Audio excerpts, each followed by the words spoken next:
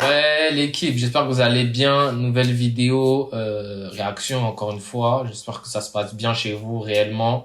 Vidéo de Spit Editor, hein, vous savez, hein, une chaîne que j'ai l'habitude de réagir. J'aime beaucoup son contenu. Même s'il y a des trucs, des fois, je suis d'accord, d'autres, je suis pas d'accord. C'est normal, on peut pas être d'accord avec tout. Donc, le cycle qui a débloqué ma créativité, c'est un truc sur lequel j'ai pas forcément d'avis. Mais quand je dis j'ai pas d'avis, c'est que c'est un truc où j'ai pas l'habitude de voir des gens qui parlent de ça. Donc, hâte de voir quel est son point de vue sur ça. Le flow state. T'as peut-être déjà entendu parler de ce que c'est. Il y a tous les gourous de la productivité qui en parlent. Il y a plein de youtubeurs qui balancent des hacks pour être en état de flow, c'est-à-dire bosser plus vite, plus longtemps et plus efficacement. Et oui, c'est vrai, hein, quand tu rentres dans un état de concentration profonde, tu deviens littéralement une machine à production. Pour ceux qui ont regardé Kuroko Basket, vous savez, hein, la zone. Ceux qui savent ça, ceux qui savent pas, bon, désolé, on n'a pas eu d'enfance. Hein. T'oublies même l'heure, tu vois pas le temps passer. T'oublies même peut-être de manger, voir que t'existes. Hein. C'est un petit peu quand tu joues à LoL par exemple pendant des heures, tu vois pas le temps passer et t'as oublié de prendre ta douche et de bouffer. Est-ce que le flow d'un écrivain, d'un développeur web, d'un designer est la même chose que le flow d'un monteur vidéo? Est-ce qu'on traverse les mêmes phases? Est-ce qu'on vit le flow de la même façon? Alors moi personnellement, je pense que non. Je suis bien placé pour le savoir. Si jamais tu passes par là et tu me connais pas, je m'appelle Alexis. Je suis monteur vidéo depuis plus de 5 ans. J'ai pu travailler avec plus de 50 clients. Je t'en passe quelques-uns juste ici. Dans mon accompagnement, j'ai une formation complète à ce sujet sur la créativité et l'inspiration. Car avec l'expérience que j'ai vue, ça fait maintenant plus d'1 an que j'accompagne les monteurs vidéo, c'est que c'est un sujet qui pour moi paraissait banal, mais qui touche le plus de débutants. On posait souvent la question, mais comment tu fais Alexis pour être créatif et trouver Moi, si je pourrais vous donner un conseil sur comment être créatif et trouver de l'inspiration, faut savoir que les gens qu'on pense créatifs ne sont pas créatifs. Picasso est un très grand copieur. Picasso a copié beaucoup d'autres œuvres. Ceux qui sont créatifs sont des copieurs qui ajustent à qui rajoutent leur sauce. Il y a plein de cas ou d'exemples, on va se dire, ah ouais, mais lui, il est super créatif. Non, en fait, c'est que on va regarder beaucoup de contenu. Ça, c'est un fait. On va regarder beaucoup de contenu. On va prendre dans un contenu ce qui nous intéresse. On va le mettre. Mais bien sûr, on va pas faire du copier-coller. On va ajouter notre sauce.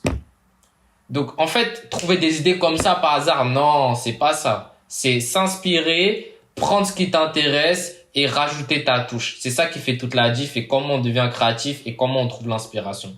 Poncé, alors vraiment j'ai poncé le sujet pendant des mois pour sortir une formation complète là-dessus et je me suis dit que j'utilisais toujours la même méthode. J'ai décidé de la partager sur YouTube, la méthode EFCPV. Ne t'inquiète pas, dans cette vidéo, je vais tout expliquer, c'est celle que j'utilise au quotidien quand je suis en état de flow dans mon montage vidéo. Alors accroche-toi bien et prends des notes. On va commencer par la première, le E, qui est éliminer. Il faut savoir que tout commence par là. Avant même de parler d'inspiration, d'état de flow, de créativité, de déclic, faut savoir d'abord faire le vide. Quand tu ouvres ton logiciel de montage, t'as sûrement déjà remarqué un truc. Si tu laisses les notifications allumées, une notification Instagram, WhatsApp ou même la... Pour tous ceux qui travaillent de chez eux et qui sont en plus à leur compte, dites-vous que votre temps, c'est la valeur la plus inestimable.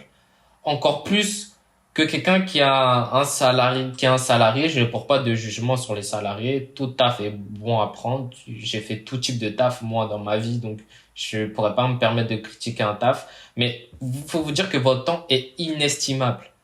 Donc, vous devez essayer d'être au maximum en état de flow et ne pas avoir des parasites. Ce que j'appelle parasites, c'est des notifications. Plein d'éléments qui peuvent vous interrompre votre concentration. Moi, par exemple, je sais que j'ai une chance de vite me concentrer et vite d'être en état de flow parce que je suis dans un environnement où je sais que quand je suis dans mon bureau assis, c'est pour travailler. Je ne joue jamais de jeu, je regarde pratiquement pas de divertissement quand je suis là. Si j'ai du divertissement, je regarde, c'est dans mon lit, mais pas sur ma chaise. Tout simplement. Cloche d'un youtubeur sur YouTube, mais dans l'idée, chaque notification te déconcentre et t'as zéro chance d'être en immersion. Ton cerveau, lui, il part dans tous les sens. Il sait plus sur quoi se concentrer entre le montage vidéo et tes notifications. Le problème, c'est que au bout de 10-15 minutes, t'as l'impression de pas avoir d'inspiration alors que t'as juste pas laissé le temps à ton cerveau de s'échauffer. Parce que oui, le cerveau, c'est un muscle. Tu peux pas lui demander d'être au max et d'avoir de l'inspiration dès les premières minutes de ton montage vidéo. Il a besoin de silence, d'isolement, de temps. Il faut au moins 20 minutes sans distraction pour se mettre en route. Pas moi qui te dis encore une fois, c'est une étude. Et c'est là que tu crées une vraie bulle. Au bout de 20 minutes, quand tu as éliminé toutes sortes de distractions avec cette habitude, que ton cerveau, il va comprendre, ok, là maintenant, on va créer. Et une fois que tu as fait ça, c'est la première étape, c'est à partir de ce moment-là que l'état de flow peut devenir possible. Et donc, on passe à la deuxième, le petit F, qui est le focus. Une fois dans ta bulle, il y a une règle absolue. Ne perds pas ton énergie mentale sur des trucs inutiles ou des trucs techniques. Ton job maintenant, c'est pas de renommer tous les fichiers sur ton bureau, mais c'est de créer ce que tu veux. Encore une fois, sur ce qu'il vient de dire, je suis d'accord, je suis pas d'accord. Pour moi, trier ces fichiers, ça fait partie du travail. Après, il y a trier et trier. Moi, quand je vais faire du montage pour un client, je vais trier quand même mes fichiers, je vais faire des dossiers, des fichiers, mais ça va être très rapide. Par exemple, je vais faire un fichier B-roll. Pour ceux qui savent pas, B-roll, c'est les vidéos d'illustration, les vidéos de stock, par exemple, ou des plans de coupe. Imaginons là, je parle de vin, il y a une image de vin qui apparaît. Je vais mettre B-roll. Et après, peut-être, et c'est même pas sûr, parce qu'en fait, si la vidéo est bonne, pourquoi me fatiguer à retrier? Mais bref, imaginons que je retrie ce que je fais pas, mais là, je peux mettre par exemple B-roll 20. Là, oui. Mais sinon, non, je vais juste créer un dossier et je vais mettre tous mes B-roll après dessus, juste pour retrouver. Parce que par contre, il dit, oui, enfin, après, je pense qu'il y a certains degrés. Je pense que quand même, lui, à son niveau, il fait quand même des petits dossiers pour trier. Si vous ne triez pas ou laissez en vrac, à un moment, en fait, dans votre montage, ça va vous casser les couilles et vous allez perdre plus de temps qu'autre chose. Donc oui, faut pas trier genre à la perfection, super précis. Non, mais un minimum quand même. Atteindre ici, maintenant, c'est ce que j'appelle le focus créatif. C'est un petit peu contradictoire avec ce que je dis sur les vidéos YouTube dans tout ce qui est formation, etc. L'organisation, c'est la clé. Mais quand tu es en état créatif, et c'est vrai, je le vois quand je monte, on s'en fout de ranger tes fichiers. On s'en fout de renommer des fichiers. Tu l'importes à l'arrache et tu verras plus tard, après, pour venir tout ranger. T'es pas dans une phase de nettoyage, t'es dans une phase d'expression. Et je vais te donner un exemple, et quand je suis en phase un petit peu de flow, sur mon bureau, sur mon PC, c'est le bordel total en fin de journée. Bien sûr, tous les matins, quand tu vas te lever, tu vas commencer à bosser, n'oublie pas de ranger tout ça pour commencer une nouvelle journée. Mais des fois, je me rends compte à la fin d'un montage qu'il y a des fenêtres ouvertes de partout, il y a des petits fichiers qui se baladent de partout, j'ai 2-3 tasses sur mon bureau, mais c'est pas grave, je suis pas là pour ranger. Je vois ça soit le matin, avant de commencer ma journée, soit à la fin de ma journée. Ça dépend de la routine de chacun. Et je te jure, souvent que ce soit ma copine ou mes colocs, ils me disent, mais mec, t'as 50 tasses sur ton bureau. Mais c'est parce que je suis tellement focus sur mon montage vidéo et en état de flow que j'oublie même que j'ai des tasses autour de moi et à chaque fois, j'en prends une nouvelle. Et c'est tout simple, je m'occupe de rien d'autre. Et en parlant de montage vidéo brut, pour m'aider là-dedans, j'ai aussi plein de templates, plein de presets avec les années que j'utilise. Je suis pas là en train de refaire des effets à chaque fois pour un short YouTube. J'ai des Ceux qui font ça là, je vais vous attraper. templates prédéfinis. Idem, j'en parle souvent, mais j'ai aussi des bibliothèques d'SFX, j'ai des bibliothèques de background, j'ai plus ou moins le même style à chaque fois, et je me concentre juste sur créer. Et en parlant de création, on passe donc à l'étape numéro 3, le C, qui est la création. C'est là qu'il se passe un truc qu'on reconnaît tous, c'est le moment où tu ne réfléchis plus. Tu te poses plus de questions. T'es plus dans le doute, tu sais exactement ce que tu veux et où tu vas. Et surtout, tu fais. Chaque cut, il va devenir évident et t'es plus là en mode bon, qu'est-ce que je vais faire maintenant sur ce montage? Comment je vais créer une animation? Sans une sorte d'alignement entre ce que tu vois et ce que tu fais. C'est un petit peu quand tu commences un montage au début, t'es là en mode, je sais pas du tout ce que je vais mettre sur ma timeline. J'ai aucune idée. Et souvent, quand tu montes au bout de 30 minutes, 1 heure, la fin du montage, ça devient beaucoup plus simple parce que t'es en état de flow. T'as cassé cette barrière de je ne sais pas quoi mettre sur la timeline. Ça devient tellement évident pour toi que t'es en train de transformer tous tes rushs bruts vides en une vidéo avec de l'émotion. Bien sûr, faut pas oublier les prochaines étapes que je vais te dire, mais c'est à cette étape-là que tu es littéralement en. Après, il parle de ça, mais je pense que quand il forme quelqu'un ou il apprend des choses aux gens, moi, je vois le montage vidéo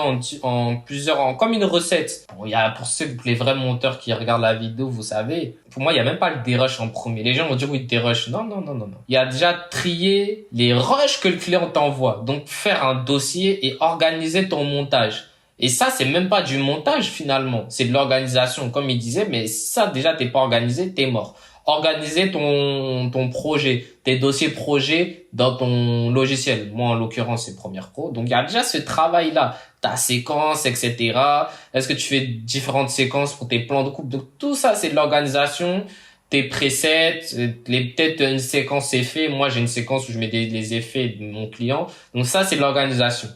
Et après, on passe au dérush, etc., etc. Donc, vous voyez, il y a différentes étapes. Créer, en train de donner forme à ta vidéo. Et ça, c'est ce que j'appelle le vrai flow. Et après, attention, ce moment ne dure jamais éternellement et c'est pour ça qu'on passe à l'étape numéro 4, le P de pause. Après une session de création intense, il y a souvent une chute, une sorte de tension mentale, une sorte de fatigue mentale. Et avec ça, vient le doute. Tu vas peut-être arriver à un moment au bout de 5 minutes sur le montage et tu vas plus savoir quoi faire. Peut-être même que tu revois ton montage, tu dis que c'est c'est nul, sans que tu perds la magie que t'avais au début, crois même que tu fais n'importe quoi, eh bien tout ça, c'est pas vrai. C'est juste ton état de flow, ton énergie qui redescend. Et le problème, c'est que si tu continues dans cet état, c'est que tu vas peut-être même détruire ce que t'avais déjà fait avant et refaire. Je te parle en connaissance de cause. À l'époque, quand j'ai commencé le montage vidéo, j'en ai fait des nuits blanches sur un montage, j'en ai fait 10 heures de montage d'affilée, mais je te promets qu'aujourd'hui, c'est plus possible. Et c'est juste que mon cerveau, il est fatigué. Après 5 ans de montage, tu m'étonnes, mais encore aujourd'hui, eh bien, je découvre et j'arrive à reconstruire beaucoup plus facilement mon état de flow. Des fois, je suis tellement dans un état de flow que, dis-toi, je fais des crises d'angoisse parce que je vois le projet fini et Ouais, ça, c'est une dinguerie. Mais moi, je me rappelle, et puis je pense que vous, ça doit être la même chose. Dites-vous que l'état de flow, tout le monde y est. Tout le monde y a été. La zone, pour ceux qui connaissent. Imaginons que moi, c'était le cas, par exemple, je sais que j'avais des rapports de stage à faire et des fois, quand même, je suis quelqu'un, en général, qui est quand même organisé quand même. Et je m'étais pris en retard, etc. Et dites-vous que les 3 derniers jours, pratiquement nuit blanche, et t'es qu'en état de flow. Parce que t'as le stress de dire, ouais, faut pas que, excusez-moi, faut pas que je rentre la vidéo en retard, etc. Faut que j'envoie ça au bon moment, etc., etc. T'as ce stress, t'as ce truc, t'as ce délai, et ça fait que t'es en état de faute directement parce que, en fait, t'as cette notion d'urgence. Donc, si vous arrivez à activer cette notion d'urgence, ça va vous faire rentrer en état de flow plus facilement aussi. qu'il soit fini plus vite que prévu pour voir le résultat attendu. Et des fois, je pousse un peu trop loin et mon cerveau, le problème, c'est qu'il est cramé, totalement cramé. Et c'est-à-dire que j'arrive à des montages à la fin où, oh mince, il me reste la SFX et la musique à mettre, et du coup, je vais bâcler. Tout ça pour voir un montage fini. Pousse un petit peu quand même, et si tu vois vraiment que ça bloque, tu fermes tout, tu vas sur une activité où juste t'as besoin de musique, de décompresser, tu vas marcher, tu vas prendre l'air, tu vas peut-être à la salle, mais fais une vraie pause. Attention, on va pas allumer LOL ou jouer à un FIFA. Et surtout, faut pas culpabiliser en mode je vais perdre du temps, etc. Ça fait partie de notre job de monteur vidéo. Et ensuite, vient la dernière étape qui est la plus importante pour repartir dans cet état de flow et éviter tout ce manque de créativité, qui va être l'étape 5, le petit V, la veille. Ce moment de pause, c'est pas juste une pause. Tu vas prendre l'air. J'aime beaucoup de ce qui vient d'avancer, la veille. Il y a pas mal de gens qui connaissent pas cette notion. Moi, je l'ai appris à l'université, en droit. On appelait ça la veille juridique. En gros, c'est une veille que toutes les entreprises doivent réaliser pour voir quelles sont les nouvelles réformes ou lois qui vont avoir un impact dans leur secteur d'activité. Et il faut vous dire qu'en montage vidéo, c'est la même chose. C'est pour ça que j'aime bien quand même avoir fait des études. C'est qu'il y a des notions qui sont, comment je peux m'exprimer? Qui sont transversales. Quand je dis transversales, qui s'appliquent à différents secteurs d'activité. Et la veille, pour moi, la veille est importante dans tous les secteurs, à part le milieu, peut-être le milieu, comment ça s'appelle, le milieu lié à l'administration publique, mais même eux, je pense qu'il faut avoir une veille quand même sur les nouvelles réformes quand même qui ont été faites. Parce que en fait, déjà la veille, ça vous permet de savoir qu'est-ce que vos concurrents font. La veille, en fait, c'est surveiller qu'est-ce qui se passe dans mon environnement macro et micro. Quand je dis micro, c'est votre environnement proche et macro, l'environnement lointain. Et c'est ça qui va faire toute la différence aussi, parce qu'imaginons qu'il y a une nouvelle tendance et vous êtes en retard.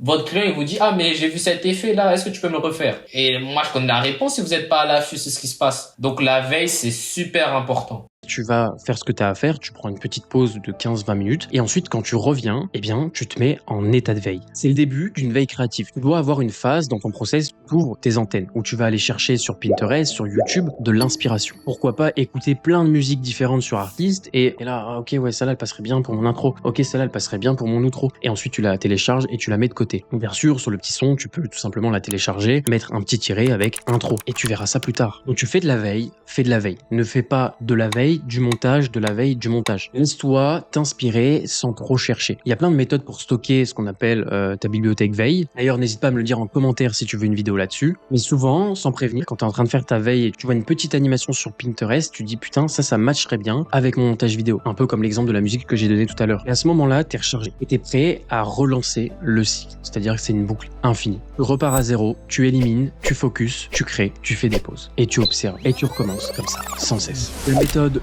EFCPV n'est pas une technique de productivité. C'est ce qu'on appelle une hygiène de vie, une hygiène mentale pour les monteurs vidéo. En tout cas, moi, c'est comme ça que je fonctionne. Non, franchement, j'aime bien sa vidéo. Il donne des très très bons conseils. Surtout pour moi, le meilleur conseil, c'est le dernier. La veille, les gars, c'est vraiment moi, je le fais naturellement, mais c'est vraiment un game changer et ça demande aussi d'être curieux. C'est là que je me dis qu'être monteur freelance, c'est très compliqué et ça demande beaucoup de compétences. Donc voilà. J'espère que vous aurez kiffé la vidéo, les gars, et puis on se dit à la prochaine.